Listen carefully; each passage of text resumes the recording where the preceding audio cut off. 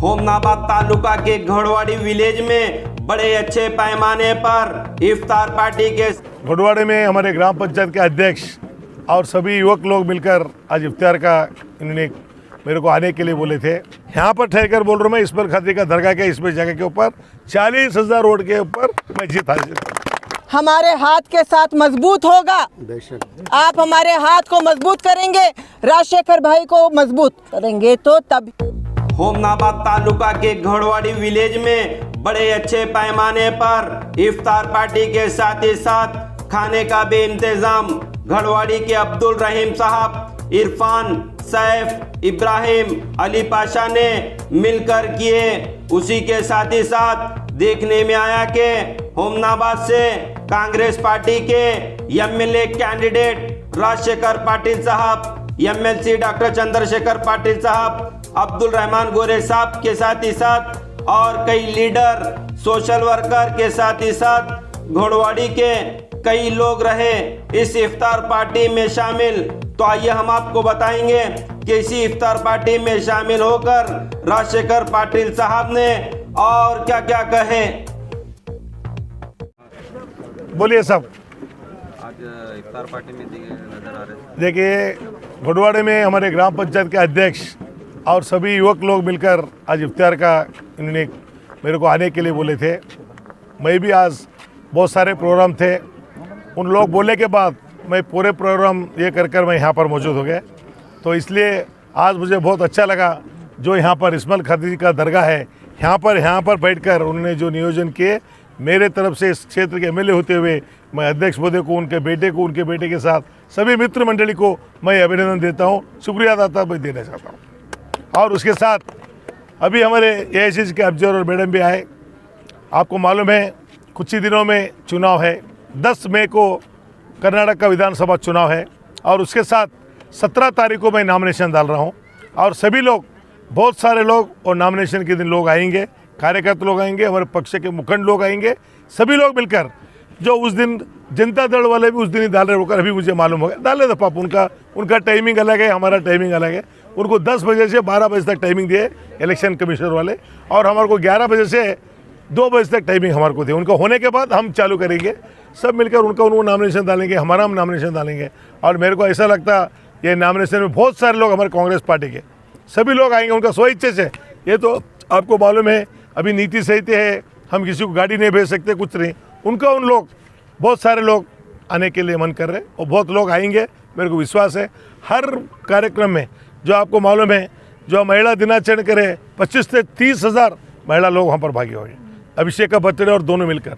जब सिद्धरामैया जी का फंक्शन करें, आपको मालूम है वो देकर ये लोगों को सब ये होगा, बीजेपी वाले दल वाले को 25 से 30,000 लोग सिद्धरामैया साहब का कार्यक्रम है, आप लोगों को भी मालूम है।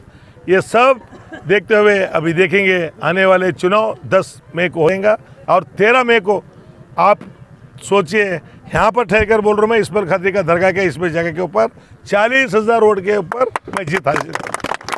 इंशाल्लाह।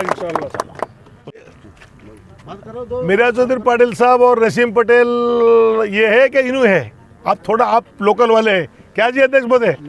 नसीम पटेल लोकल। आज मैं स्टेटिक पूरा देखा, 2013 में 34,000 वोट लिए, 32,000 वोट। अभी 2018 में 32,000 को आए, उन सब आने के बाद 40,000 नहीं थे 2013 में। मीरा चौधरी पाटिल साहब स्ट्रांग और नसीम पटेल भी स्ट्रांग, उसमें कोई डाउट नहीं। ये सीएम फैज साहब खाली सीएम इब्राहिम का बेटा है बोकर उतना ही है, इनका क्या है बोलो, इनका क्या योगदान है बोलो यहाँ पर? नहीं जी, आप लोग सोच रहे हैं सीएम इब्राहिम साहब जब उनका खुद वतन, उनका जो कॉन्स्टिट्यूंसी है, उनको भद्रावती में इंडियन नेशनल कांग्रेस, जो मैं जो ठहरा हूँ कांग्रेस पार्टी से, इंडियन नेशनल कांग्रेस पार्टी से 2018 में उनको टिकट दिया था। उनको कौन सा स्टेज के ऊपर है? तीसरे नंबर पे है। जब उनका खुद का कॉन्स्टिट्यूंसी, अब ये तो 700 किलोमीटर दूर के ऊपर है क्या नहीं? लोग सोच रहे हैं अभी नसीम पटेल है, वो खैर चुनाव है, कोई तो जीतेंगे कोई तो हारेंगे, वो बात अलग है, लेकिन नज़दीक तो आते थे। जब 2018 में जब उन्होंने 32,000 को पहुंचे ना, उसके बाद रुक गए, ये नहीं है, ये नहीं होने का बात है, ग्राउंड छोड़ को भाग गए। हाँ, 34,000 को आए 100 आदमी, 40,000 को आए थे उन्होंने 2013 में, फिर 32,000 को गए।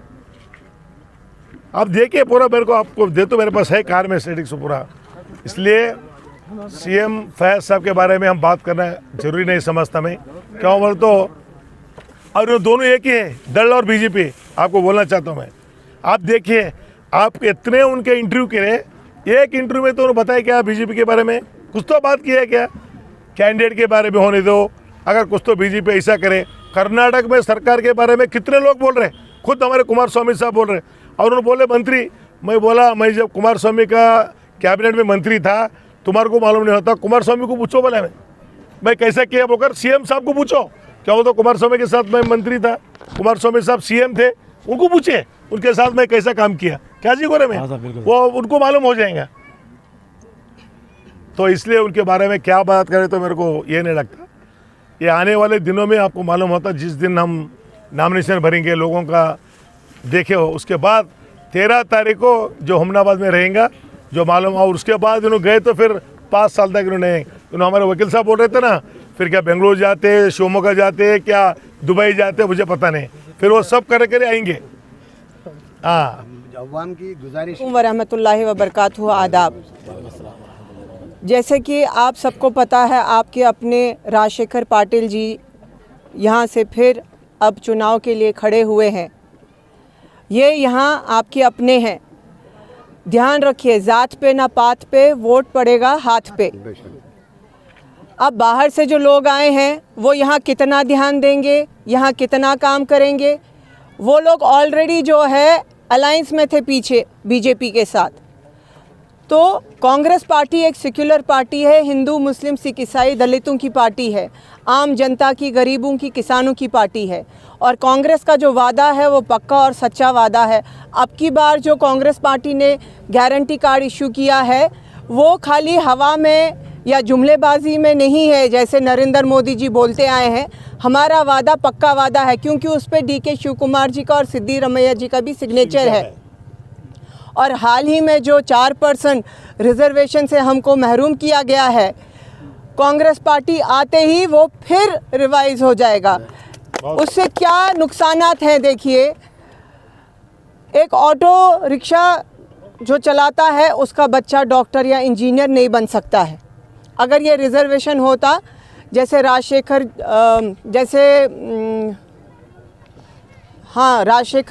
जी के टाइम पे तेलंगाना में, आंध्रा में जब यूनाइटेड आंध्रा था तब 4% रिजर्वेशन दिए थे, राजशेखर रेड्डी जी के टाइम पे 4% दिए थे। उसके बाद ये हमारे मुंगेरी लाल KCR आए BRS पार्टी के, इलेक्शन से पहले बोले कि आप मुझे जिताओ, मेरी पार्टी को जिताओ, मैं तमिलनाडु की शक्ल में 3 महीने में 12% देता हूँ।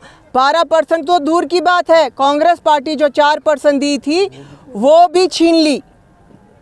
तो इसलिए हमारे बच्चों का मुस्तकबिल कैसे उज्जवल होगा, हमारे बच्चों का फ्यूचर कैसे अच्छा होगा, सोच समझकर कांग्रेस पार्टी को वोट डालिए। आपको पता है पूरे हिंदुस्तान में हिंदुस्तान की आइन की धज्जियां उड़ रही हैं। हिंदुस्तान का आइन किस तरफ जा रहा है या हिंदुस्तान किस दिशा में जा रहा है।